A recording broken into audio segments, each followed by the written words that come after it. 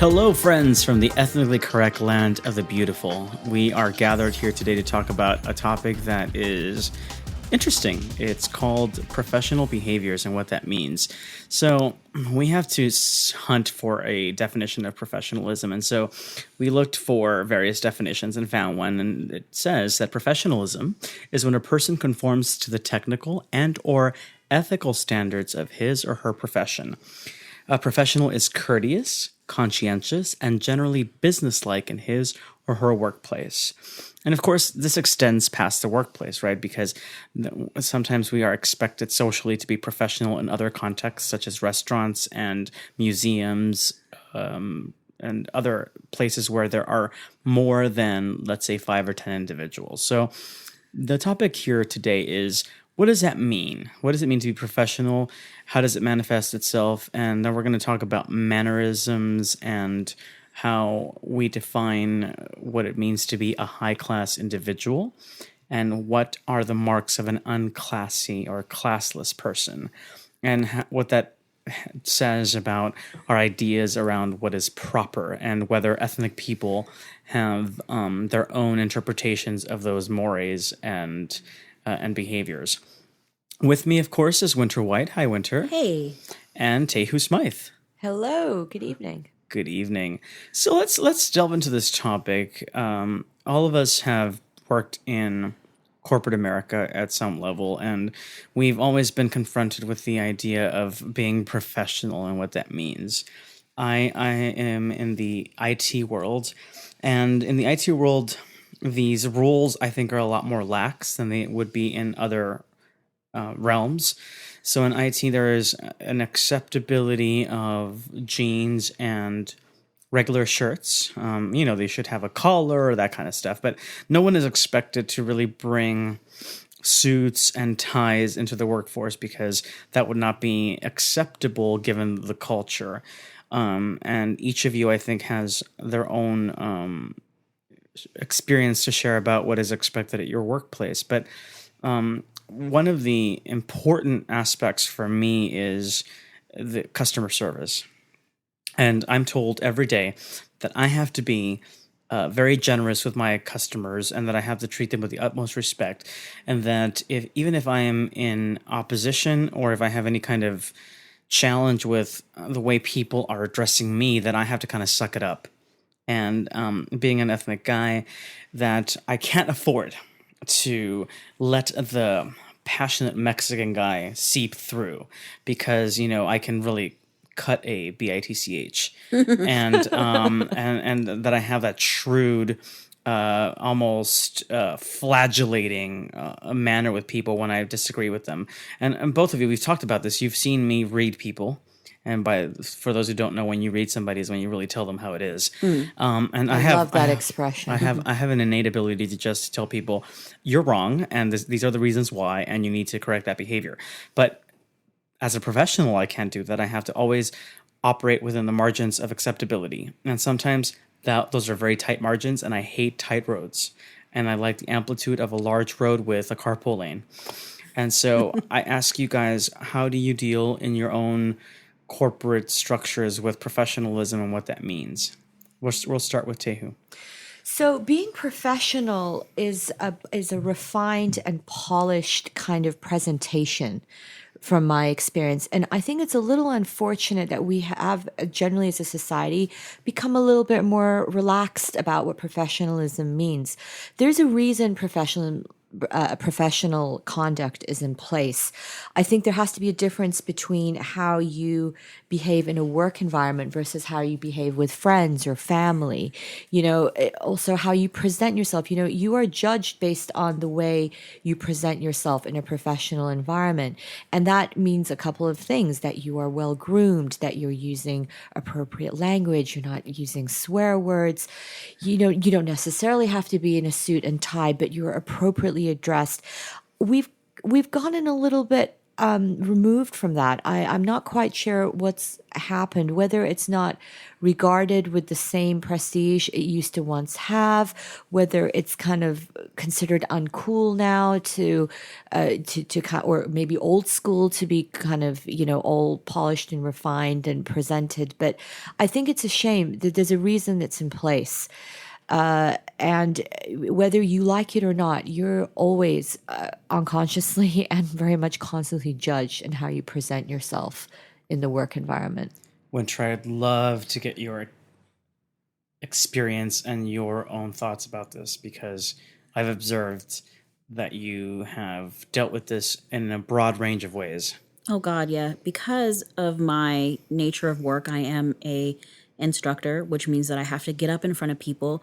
I have to be relaxed enough that they can feel comfortable talking to me, professional enough that I can articulate everything that I'm trying to train them, so that they understand and take me seriously, but fun enough so that they're not bored to tears. So I'm always walking a tightrope, and I'm a Black woman, and that definitely influences the way that I present myself in front of a class, because unfortunately, I would love to say that everyone looks at me just as a person who has a wealth of knowledge and I can impart wisdom and help them with their jobs. But I know that there are preconceived notions, unfortunately. And I feel that every single time I'm in front of a class, and not purposely because of anyone, but because I'm aware of myself.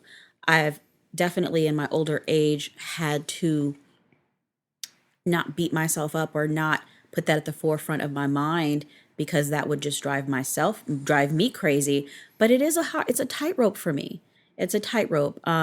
And I feel like I balance it very well. Not to pat myself on the back, but I'm going to pat myself on the back because I do Please think do. I do think that I do it very well. I'm also in IT, and you have. And I work for in a healthcare industry. So you have just a wide range of people who come through my classes: physicians, nurses, management, entry level positions. And I have to be able to talk to each of those people like I understand their industry and what they go through. So for me, it's definitely been a hurdle. Right. And the way that I've balanced it is I always gauge the room. I always start off very professional, and I may say a little joke to just gauge if, okay, is this a tight crowd or is this a laughing crowd? And then as soon as, I start to feel more comfortable, I may throw another, and there's just little inflections that you put in your voice, and then I can kind of gauge the room, and I know where I stand. That's very interesting, and so I'm gonna throw this out there. Some people would say that, and this is a very charged word, so here we go. Uh-oh. Some people would say that he looked at me when he said it. Yeah.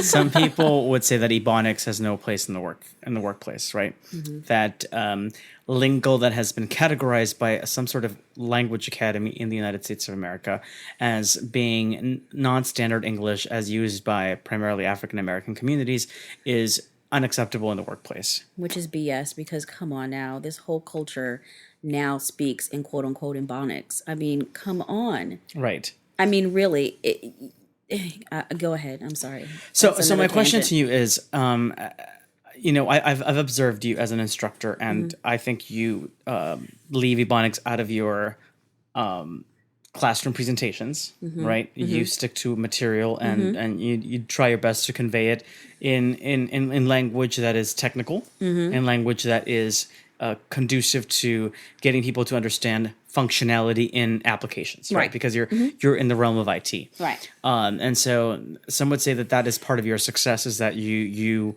stick to a script. Yeah. But do you feel that you constantly have to stick to a script and that you can't go off script, because then that endangers your ability to be perceived as effective? In some instances, very much so. I stick to the script because I'm not sure how cool my audience is. Right. That's a don't know very if good it- point. Yeah. Yeah. And that's a safe way to play it. I mean, Yeah. really, I have to read Yeah. I'm always, I feel like as I'm standing up there, I'm not only conveying information, but I'm taking in energy. And Yes. I'm trying to figure out the energy and the temperature of the room at all times. I'm paying attention to body language. I'm paying attention to how they're looking at me. I'm paying attention to all of these things. And it's so exhausting after the fact. After a day of teaching for me, I am so physically and emotionally exhausted from trying to figure that out. And that's a heavy burden to carry. And that's not just as an instructor in front of people. That, as for me, goes beyond the classroom. It goes in the meeting. It goes to if I go to lunch, if we have a team outing. It really encompasses everything. It is not a relaxed, at least in the beginning, a relaxed environment for me at work. I'm aware, constantly aware. Right. And So your level of self-awareness is yeah. high. Definitely. And when your level of self-awareness is high, it's tiring. It's tiring. Yeah, it really is. It's tiring. It's really I know tiring. because as a therapist in training, we are constantly accessing our levels of self-awareness, and it is exhausting. Yeah. It's exhausting because it accelerates your growth, and you're trying to keep up and just being in touch with your feelings, how other people are feeling, energy. It's an exhausting way of being. And then, trying to be true to yourself. There's Yes. a side of me that's like, well, am I being myself? Am I trying to be what they want me to be? Is it okay to always Being be this authentic, aware? Being yeah. authentic? Genuine. Yeah. And I vividly recall a moment as a blogger, you get invited to a lot of parties, and you were invited me to a cocktail party in Manhattan Beach, and you were telling me, right now I'm Winter White, the blogger, and I turn on the heavy Valley talk because my audience here would not take anything else from me. And it's I remember that Michelle Martin, who is a great host in NPR, I remember when she was hosting Nightline, she had these two African American women who had a show on Comedy Central where they were heavily Ebonics laden, if you want to call it that way, and she was basically criticizing them because she felt like they were perpetuating this stereotype and perpetuating the idea that Black people spoke this way, and they in real life did not, right? And so she talked about this tension of, when is it okay for you to be thyself, and when is it appropriate for you to turn on this other persona? And quite frankly, I as a non-native English speaker, I've only learned to speak one way because that's the way that I was told that I needed to speak to succeed. And when I'm confronted with a Mexican person who has more of an East LA sort of sound, I sometimes I'm very mindful that we are speaking different forms of English, and I have to admit that I get uncomfortable. Like, I'm totally fine with various forms of Ebonics because I grew up with it and I was like totally cool. And I found it fascinating and amazing. And I find that it has a very specific structure and it has its own rules and its own conjugations. And I feel like people overlook the fact that Ebonics cannot easily be learned by other people, but then has its own glory and its own nuances. But I feel like in the Mexican side of things, a person from East Los is simply not being able to express themselves correctly in standard English, which is the language that they're supposed to Right. I think grow it's in. important to be flexible, though, right? You need to be able to adapt to your environment. You need to be versatile. I mean, it's so dull if you're only one way all the time. You need to gauge your environments. You need to adapt yourself accordingly, but not losing sight of who you are as an individual. But, some environments are more relaxed, some are more refined, some are, some you can get away with nothing, others, it's important to kind of really, check out where you are and who you're with. But you yourself had this experience in Great Britain where some woman told you that you weren't British enough. Yeah, absolutely. Yeah. Because I didn't sound to her, I didn't have a strong English accent. So therefore it meant I wasn't British enough. And that's the only thing she judged it on. And also obviously the way I look. I don't look like your, typical British Girl, but who knows what that's supposed to look like? Yeah. What's your typical American person supposed to look like? So should we be encouraging people to, be able to bend and, stretch to what environment they're in? Or should we be telling folks who are in the presence of ethnic people to understand that this is not just one way of being? This is just, you need to not put not categorize people. People are many different things in many different arenas. are. I am not the same person I am with my friends as I am with my family. Yeah, and that's okay. You're not supposed to be. Right. Yeah. That's okay. I think for some reason people think they're supposed to be the same person all the time. Right. That's okay. Right. Yeah. But so, and a lot of folks, though, perceive that to be inauthenticity. So how many times have we been, all of us at this table have been told that we're sellouts? Oh, God. Right? Yes. And People used to say that my middle name was Ain't. Right, you told us this last Yeah, time. yeah. But they were telling you this because they felt like you were selling out Right. at some level. Right. So first of all, you're light-skinned, right? Right. Which is already a dart in your disfavor, right? You have good hair. Do I?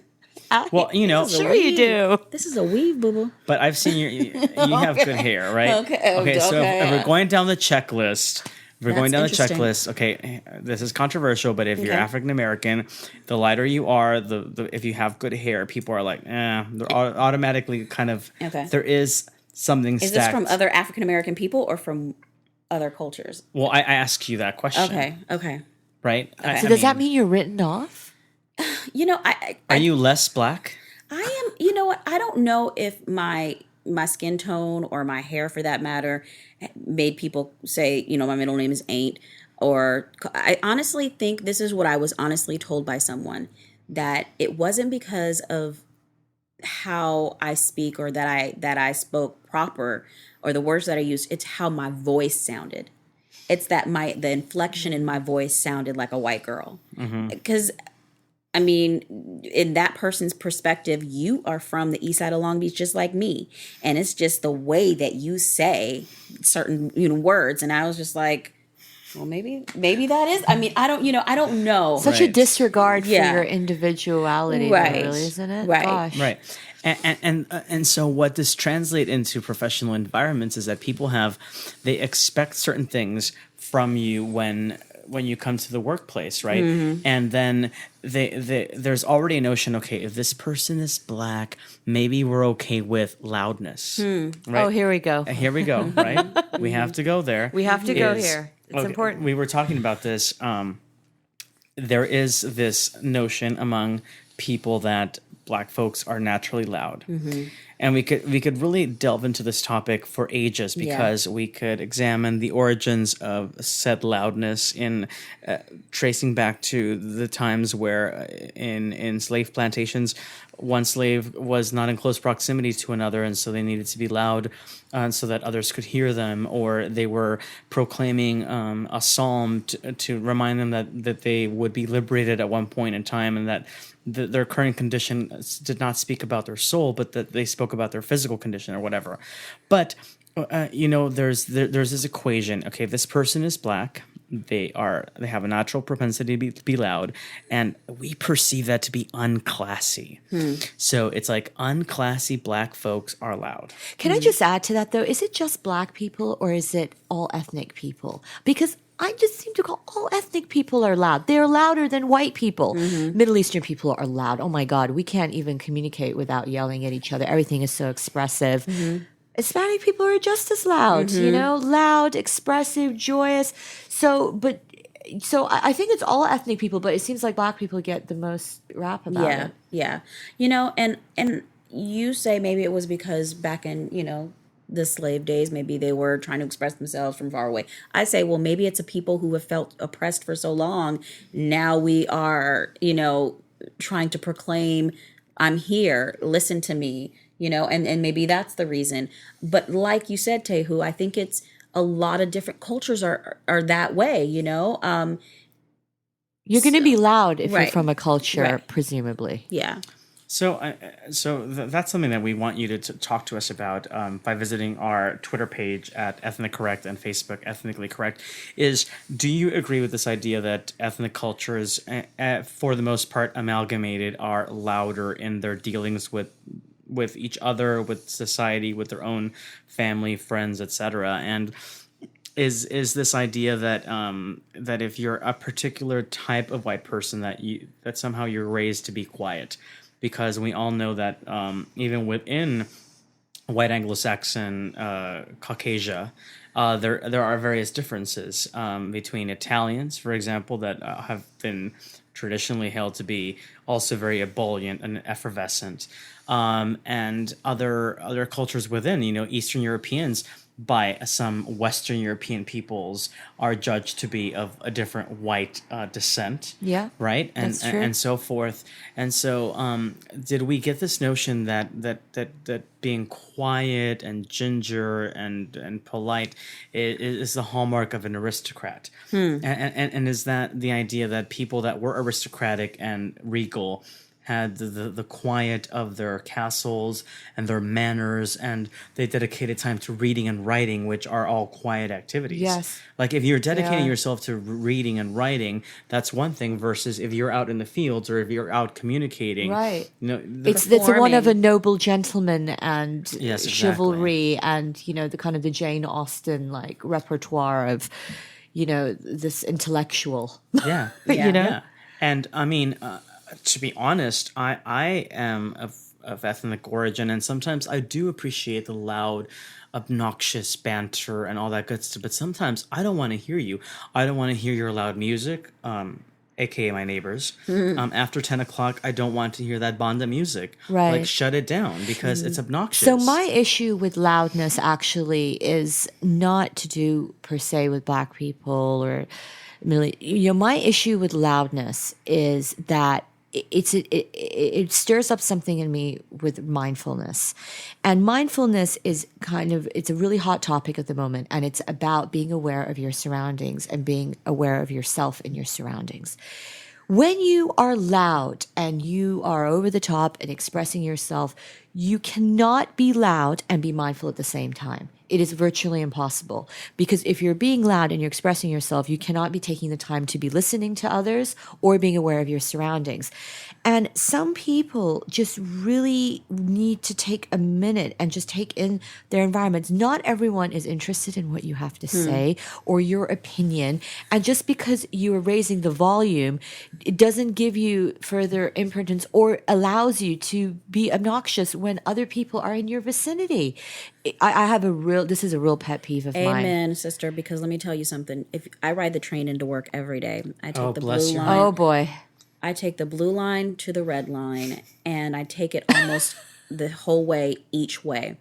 And can I tell you that there are so many people who get on the train and they're on their phones and they're having conversations, very personal conversations with whoever's on the other end.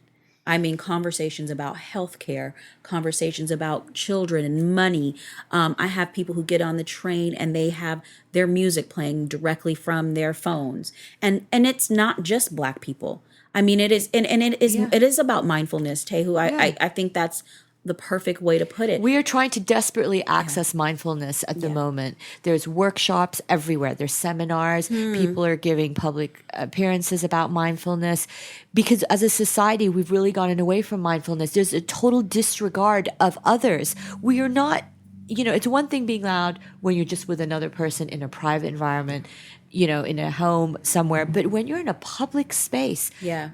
It is completely uncouth to carry on yelling. And even if you are excited, I mean, it can go on for a few minutes, but when it goes for any longer than that, it's a prolonged period of time, it starts to really infuriate other people. They don't appreciate that level of loudness. Yeah.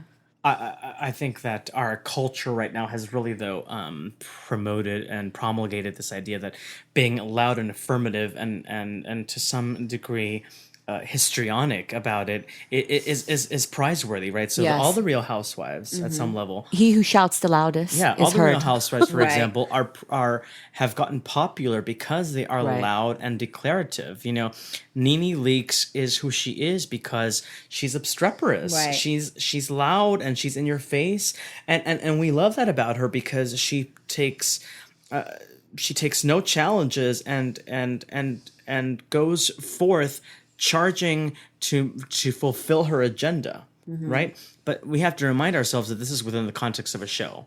There are cameras, there are producers, there are Yes. sound people, and she has an objective, which is to make people laugh, which is to make people tune in to a show. She's no longer on the Real Housewives, but substitute anybody else from any of the other franchises as New Jersey, Miami, Beverly Hills, etc. It's she who is the loudest, she who is the most obnoxious at the table. You throw wine at each other, you berate the other person, you defile them, you talk about how they're whores, how they're unclassy, etc. And that's what makes you attractive as a protagonist, is the fact that you are loud and obnoxious. And in LA, people follow that as their cue.